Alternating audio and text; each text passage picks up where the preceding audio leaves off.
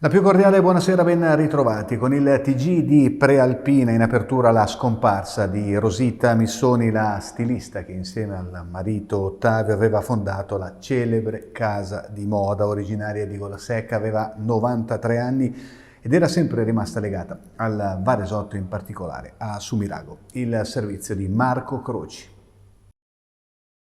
Lutto nel mondo dell'alta moda e in provincia di Varese. È morta a 93 anni Rosita Missoni, fondatrice insieme al marito Ottavio dell'omonima Maison che ha fatto dei colori un marchio di fabbrica. Nata a Golasecca da una famiglia di artigiani tessili, Rosita Missoni è rimasta sempre legata al Varesotto e in particolare a Sumirago.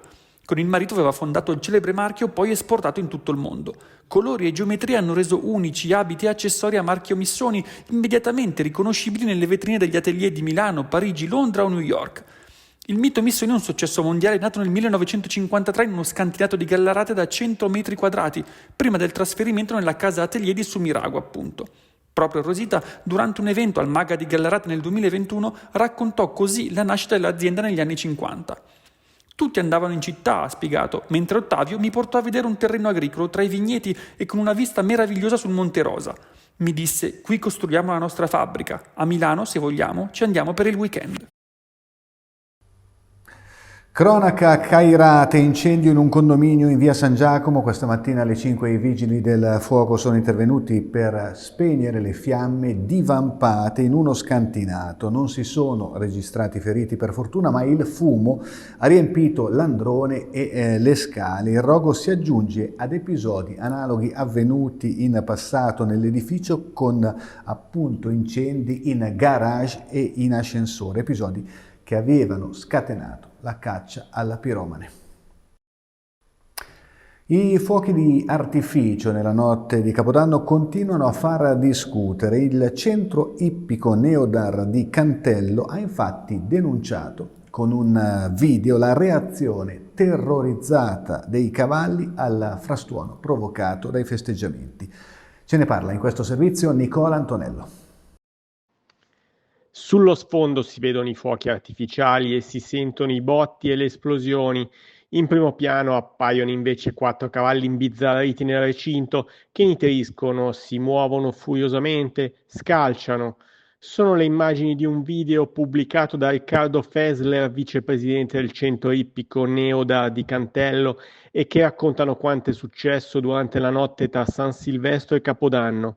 Mentre le persone festeggiavano, gli equini di questa scuderia, così come tanti altri animali, hanno passato delle ore di sofferenza. Ora i cavalli stanno bene, ma i responsabili della scuderia hanno voluto pubblicare il video per cercare di sensibilizzare l'opinione pubblica su un tema sempre più sentito.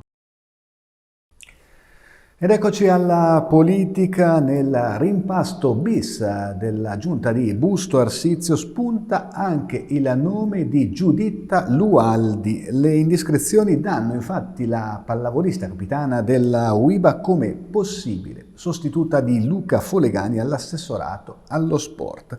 Sentiamo Francesco Inguscio. Potrebbe non essersi concluso il rimpasto di giunta a Busto Arsizio. Nell'ultimo consiglio comunale, infatti, il sindaco Emanuele Antonelli ha annunciato che molto probabilmente cambierà ancora un assessore. Inevitabilmente è partito il totonomi, con Manuela Maffioli, titolare della delega alla cultura, considerata come la più a rischio in caso di un ritocco della giunta. Ma nelle ultime ore è emersa una voce suggestiva che vedrebbe la pallavolista bustocca Giuditta Lualdi, capitana della UIBA, come un profilo tenuto in considerazione per il ruolo di assessore allo sport nel caso in cui il rimpasto dovesse riguardare più di una delega.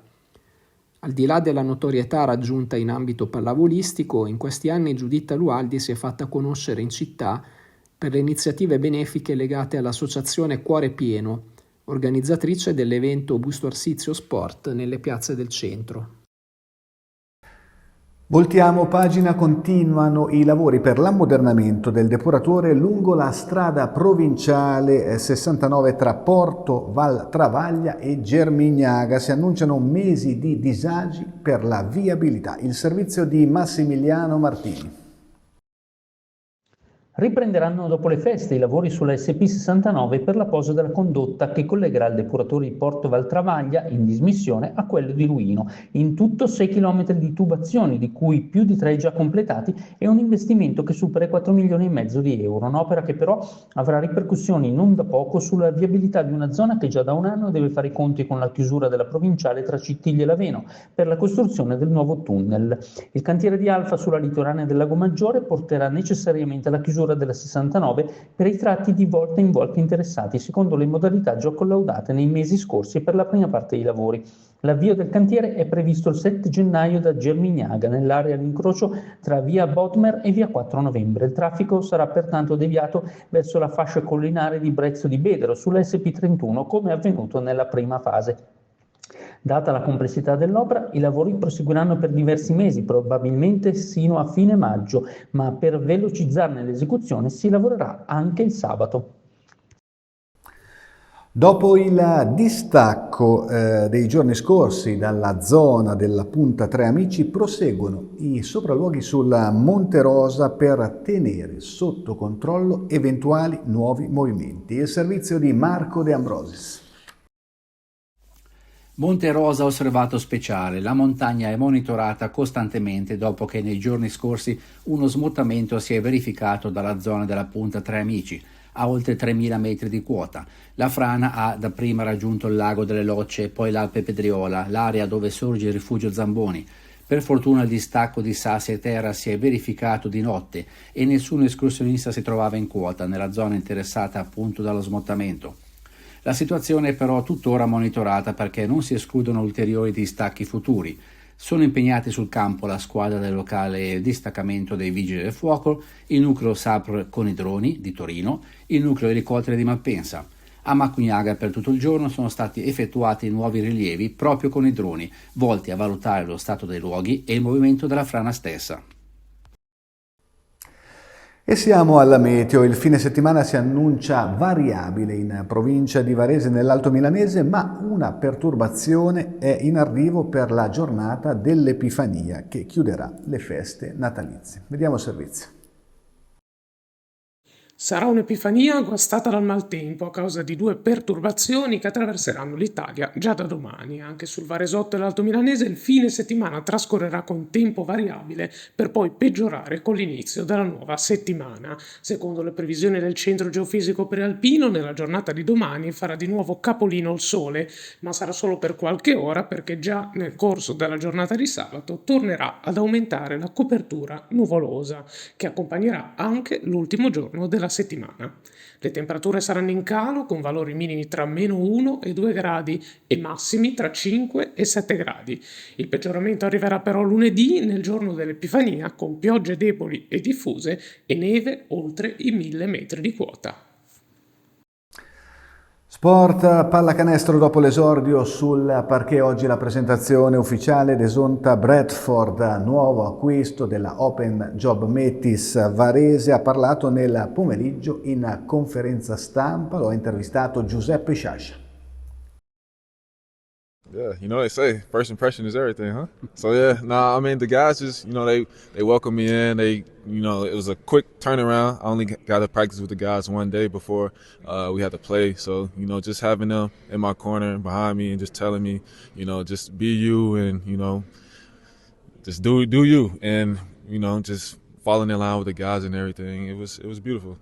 Domani sulla prima partita esordio con Napoli, la prima impressione è tutto, la considerazione, lui è arrivato comunque giocando, facendo un solo allenamento con la squadra, gli è stato detto di essere se stesso, lo hanno supportato, lo hanno aiutato, è stato comunque un eccellente esordio. Ed ora da Giulia Milani le anticipazioni su alcuni degli argomenti che troverete sulla Prealpina domani in edicola e sui dispositivi digitali. Grazie Luca. Tanti auguri cari colleghi, le festività amare all'Aveco. È questo il titolo del servizio di domani di Elisa Polveroni, che focalizza l'attenzione sulle difficoltà occupazionali del nostro territorio. Come sarà il 2025? Sul giornale di domani poi torniamo sull'appello del prevosto di Varese, Monsignor Gabriele Gioia, nel Te Deum di fine anno. preoccupato per il dilagare della povertà, ma pure fiducioso per la generosità del volontariato. Poi c'è la cronaca, con i maltrattamenti in famiglia e il piromane che si rifà vivo nel Varesotto. Come ogni venerdì, domani, le pagine sui centri impiego con domande offerte di lavoro, oltre al bilancio sull'affluenza dei varesini nelle sale cinematografiche per i film di Natale. Grazie Giulia, il TG di Prealpina finisce qui, l'appuntamento si rinnova domani alle 19. Buona serata.